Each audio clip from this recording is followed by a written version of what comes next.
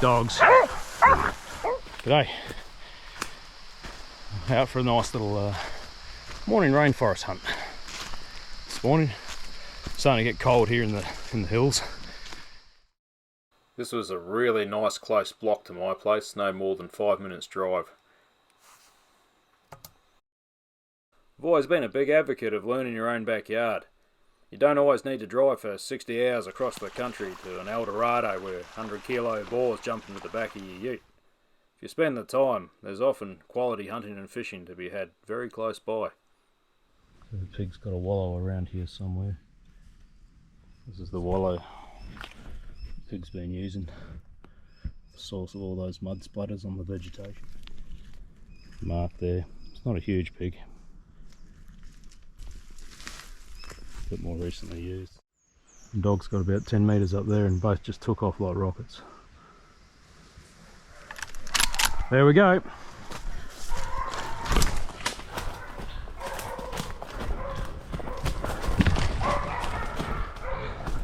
Not a bad sort of a pig either by the sound of things.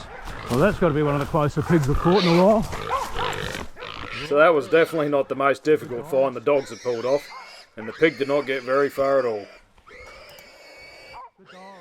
We've been going about 25, 30 minutes I guess, and we come across some sign that wasn't red hot, but looked like there was a pig in the area, and dogs weren't too interested until they hit fresh scent about 10 metres up from me, and then they hit the pig probably no more than 40 metres away, and pig went nowhere.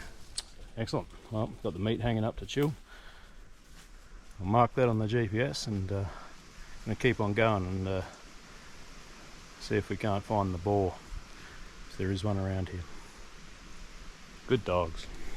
I'm just trying to make the top of the ridge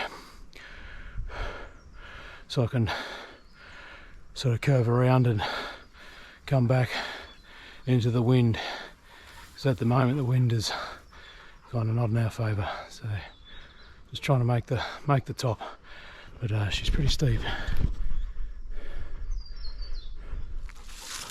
It's nice and pleasant and warm on top of those high ridges, and I figured if I was having a nice time up there, the pigs would probably be up here somewhere too.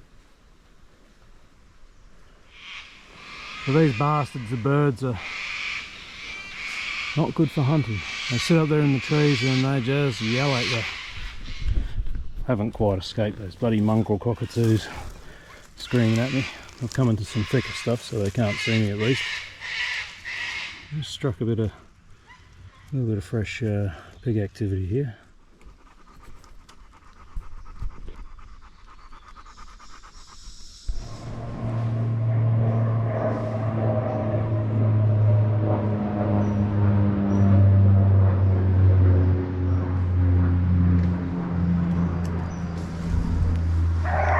Beautiful, lovely, good dogs.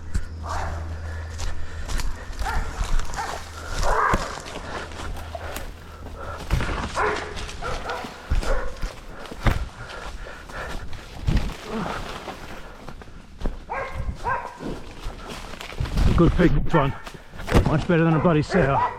Good dogs, good boy Borry, hang on to him. Good boys, good dogs, he's a good pig. He's a good rainforest hog.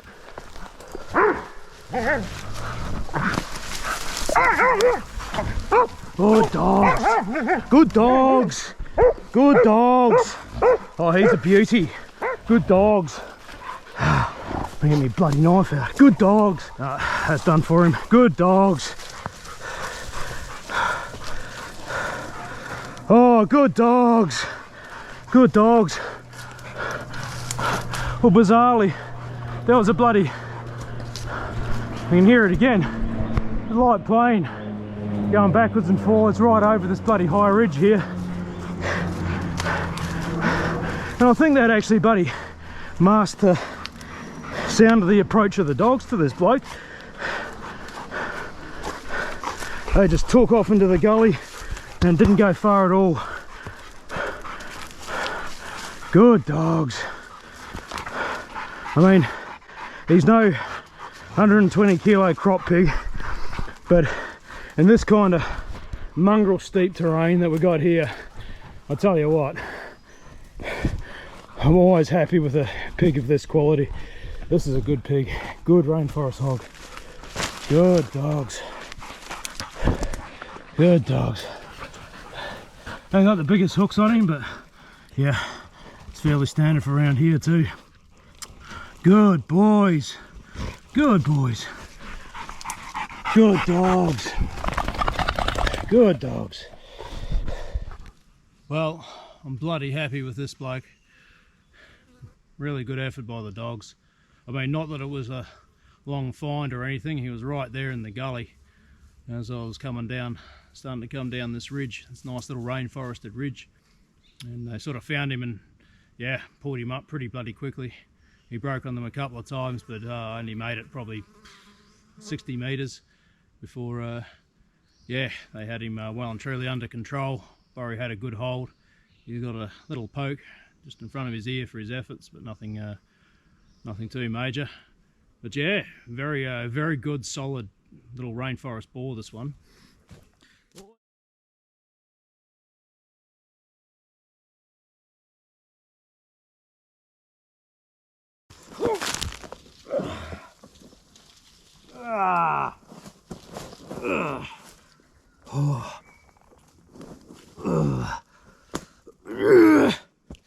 Oh, you heavy bastard.